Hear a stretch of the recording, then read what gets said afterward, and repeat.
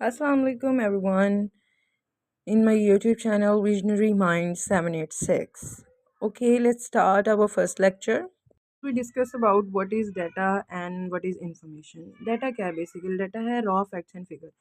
Raw facts and figure किनको बोलते हैं? That pieces of data या data break into pieces कह रहे हैं आप उनको. Facts कहते हैं basically आपके पास डाटा का हकायक होना, हकायक का मजमुआ या फिगर आप कुछ भी कह सकते हैं. आपके पास डाटा नंबर्स में है, पिक्चर्स में है, any kind of data.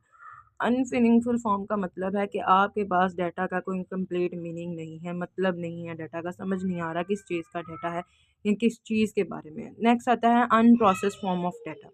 Unprocessed form of data का मतलब है कि आपके पास डाटा के ऊपर कोई भी ऑपरेशन अप्लाई नहीं हुआ, आपके पास डाटा एक रफ कंडीशन में है, यानी कि डाटा का कोई प्रॉपर मीनिंग नहीं है, उसके ऊपर कोई काम नहीं हुआ, कोई स्टोरी नहीं है. जैसे फॉर एग्जांपल मैंने यहाँ पे एग्जांपल लिखा है 4x4 कि आपके पास 4x4 क्या है. ये बेसिकली आपके पास रॉ फैक्ट्स एंड फिगर है. यहाँ पे यूँ कह रहे हैं अनमीनिंगफुल फॉर्म ऑफ डाटा, कोई आपको मतलब नहीं पता आ रहा. आपको लिखा हुआ है 4 दरमियान में कॉमा लगा, आपको नहीं पता इनके साथ प्लस करना है, माइनस करना है, डिवाइड करना है, मल्टीप्लाई करना है, क्या भी काम करना है आपने, यहाँ इनको कंपेयर करना है, यहाँ ये कोई चीज़ किसी चीज़ की वैल्यू है, क्या चीज़ है, कोई भी आपको नहीं पता. तो बेसिकली ये है अनप्रोसेस फॉर्म ऑफ डाटा. अगर हम देखें इंफॉर्मेशन में, तो इन्फॉर्मेशन मैंने लिखा है complete form of data. Complete form कैसे है आपके पास कि आपके पास डाटा का एक प्रॉपर मीनिंग आ रहा है, मतलब आ रहा है, समझ में आ रही है आपने क्या काम करना है. ठीक है, आपको एक लाइन लिखी, जैसे मैं आपको एग्जांपल दूं, कॉमन सी एग्जांपल, वो लाहौर जा रही है. अब डाटा के अंदर वो लाहौर जा रही है, कौन लाहौर जा रही है आपको तो कोई नहीं पता कि लाहौर कौन जा रहा है. अब कंप्लीट फॉर्म ऑफ डाटा में वो कैसे कन्वर्ट होगी, सोचने वाली बात ये है. अगर मैं बोलूँ फॉर एग्जांपल कोई भी किस पर्सन का नाम लूँ, लेट्स ईशा. ठीक है, ईशा लाहौर जा रही है, तो आपके पास एक कंप्लीट इन्फॉर्मेशन है, कौन लाहौर जा रही है, ईशा लाहौर जा रही है. ठीक है, ठीक है. उसके बाद आपके पास आ रहा है जी प्रोसेस्ड फॉर्म ऑफ डाटा. इसी एग्जांपल को 4x4 को यहाँ कंटिन्यू करेंगे. प्रोसेस फॉर्म क्या है? 4+4 का मतलब है कि अब आपके पास यहाँ पे जो डाटा 4x4 में था, यहाँ उसके दरमियान में प्रोसेस क्या आ गया, प्लस आ गया. प्रोसेस बेसिकली कहते हैं कि आपने डाटा के ऊपर क्या काम किया. ठीक है, यहाँ पे डाटा के अंदर आपके पास यहाँ पे कोई भी काम नहीं हुआ था, सिंपल आपके पास वैल्यूज़ थी. अगर हम इंफॉर्मेशन में मूव करें तो यहाँ पे हमारे पास क्या काम हो रहा है, उसने डाटा के अंदर प्लस का ऑपरेशन अप्लाई कर दिया. ठीक है, प्रोसेस फॉर्म ऑफ डाटा के 4x4+4 क्या आंसर देगा आपको?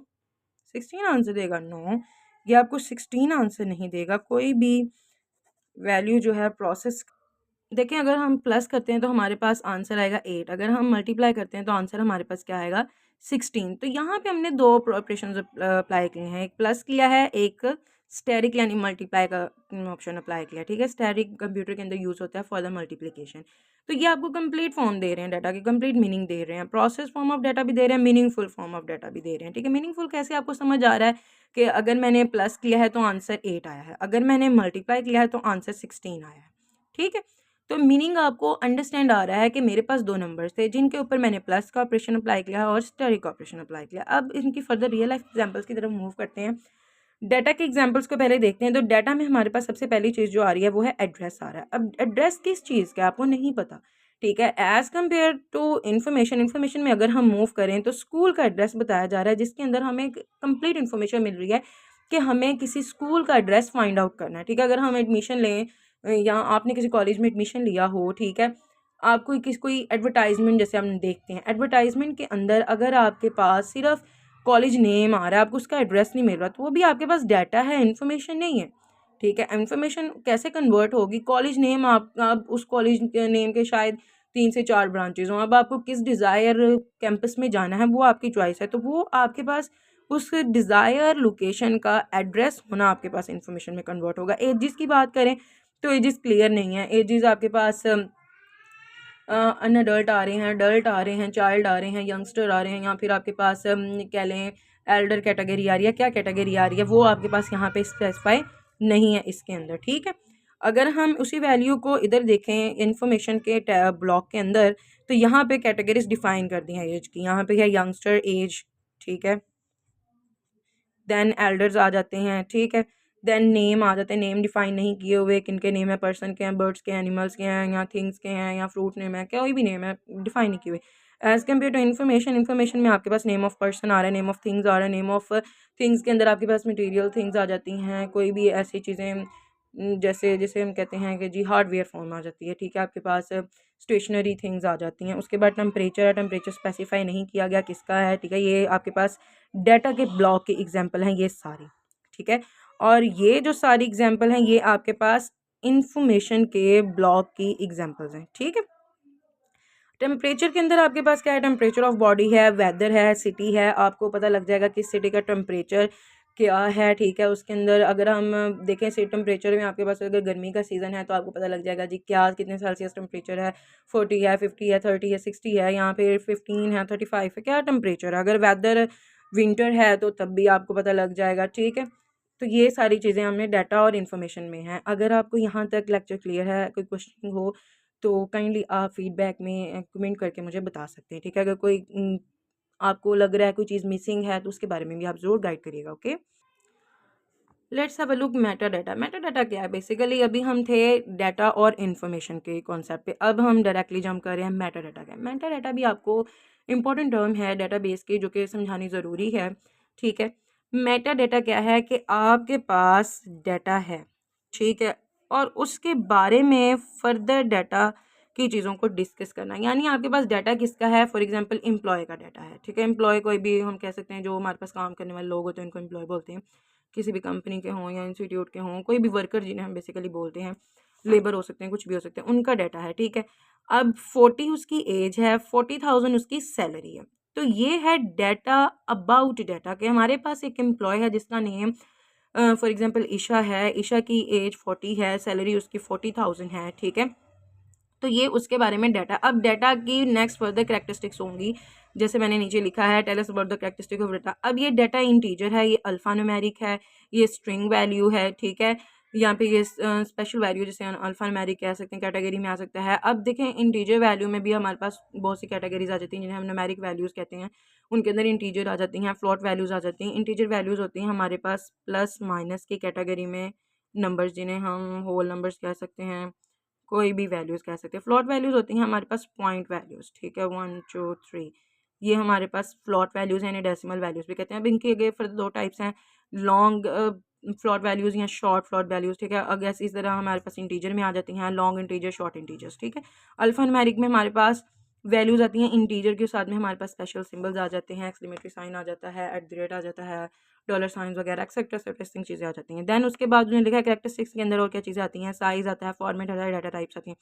डेटा टाइप्स के अंदर ये चीज़ें जो हमने अभी डिस्कस की हैं। उसके बाद साइज़ क्या है जी, साइज़ आपने अपने टेबल का साइज़ कितना रखना है, ठीक है जी। फॉर्मेट आपको कौन सा फ़ॉन्ट स्टाइल चाहिए या कलर चाहिए या जो भी फर्दर चीज़ें हैं वो उनको हम डिस्कस करेंगे।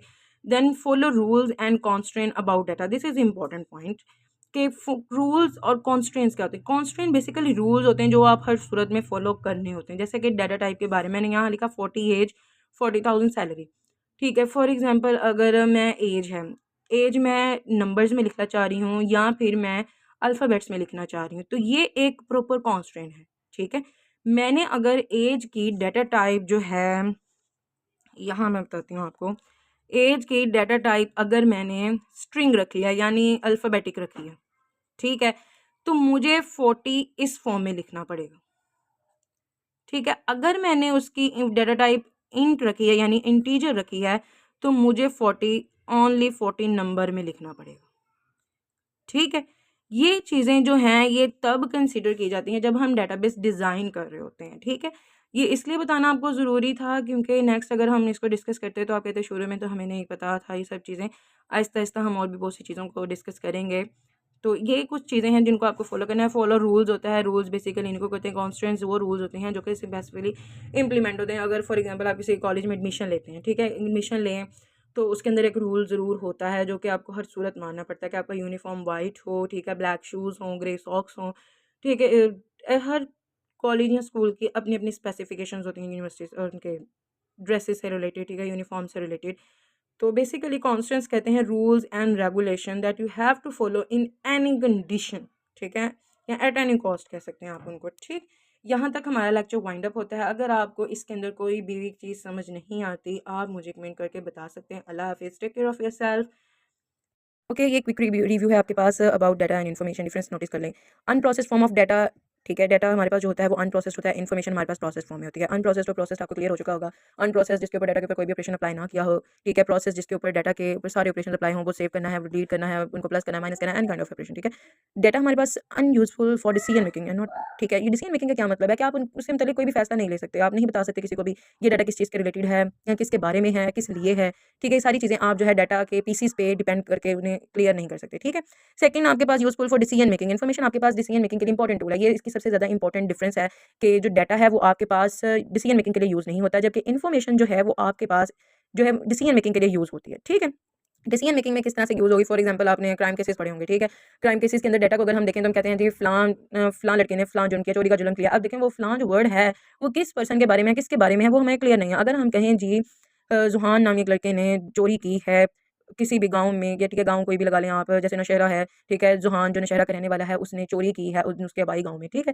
तो ये आपके पास एक कंप्लीट इन्फॉर्मेशन है जिसके अंदर कल्प्रिट कौन है, जुहान है, ठीक है, उसने क्या किया, जुर्म चोरी की है, कहाँ की है, जी नौशहरा में की। ये सारे क्वेश्चन जो किसने की, कहाँ की, कब की, ये सारी चीज़ें आपको जब मिलती हैं तो वो मिल कर आपको एक इन्फॉर्मेशन देती हैं। जब तक वो क्लियर नहीं होती वो आपके पास एक डाटा रहता है, ठीक है। तो डाटा आपके पास बेसिकली इनपुट होती है, जबकि आपके पास जो इन्फॉर्मेशन है वो आउटपुट में होता है। डाटा आपके पास ह्यूज इन वॉल्यूम है, इन्फॉर्मेशन स्मॉल इन वॉल्यूम है। Data is difficult to regenerate. Difficult to regenerate यहाँ पे सोचने वाली बात है, रीजनरेट करना या रिप्रोड्यूस करना उसको क्यों मुश्किल है, क्योंकि जिस बंदे ने आपको इन्फॉर्मेशन दिया ज़रूरी नहीं है दूसरी दफ़ा जब वो इन्फॉर्मेशन लेना जाए बेचारा, या तो वो ज़िंदा हो या फिर वो कहीं गया होगा शहर में हो।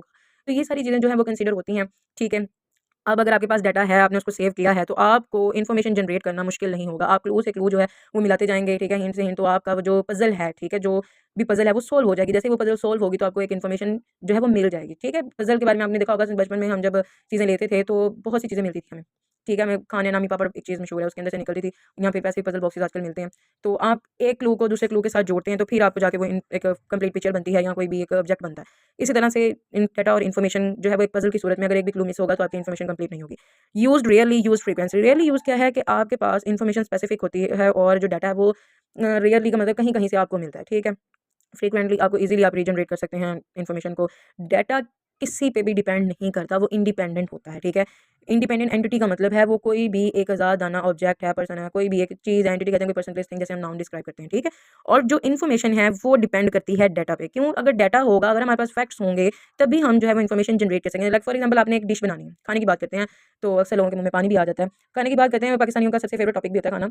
तो अगर हमारे पास खाने में एक भी इंग्रेडिएंट मिसिंग हो तो क्या आपकी डिश कंप्लीट होती है? नहीं होती है, ठीक है। इसी तरह से डाटा है कि आपका डाटा जो है वो ठीक है, वो आपके पास एक आज़ाद चीज़ है, जो कोई भी इंग्रीडिएंट है, आप कहते हैं जी मिल गया तो मिल गया, ना मिला तो बड़ी मुश्किल हो जाएगी, तो वो डिपेंड नहीं कर रहा किसी पे भी, ठीक है। अब इन्फॉर्मेशन है क्या जी कि अब हमारे पास जो फॉर एग्जाम्पल हमें चिकन कढ़ाई बनानी है, व्हाइट कोरमा बनाना है या कोई भी, तो उसके अंदर जो उसका मेन इंग्रीडिएंट अगर मिसिंग होगा, तो वो तो डिपेंड करेगा ना आपकी इंग्रीडिएंट रेसिपी पे। अगर आपकी रेसिपी के अंदर के वो चीज़ स्पेशली मेंशन है, आपने उसको लेना है, यूज़ करना है, तो वो इफेक्ट करेगी। तो यही चीज़ है कि आपका डाटा जो है वो डिपेंड नहीं करेगा इन्फॉर्मेशन पे, लेकिन इन्फॉर्मेशन डिपेंड करेगी किस पे? डाटा के ऊपर, ठीक है।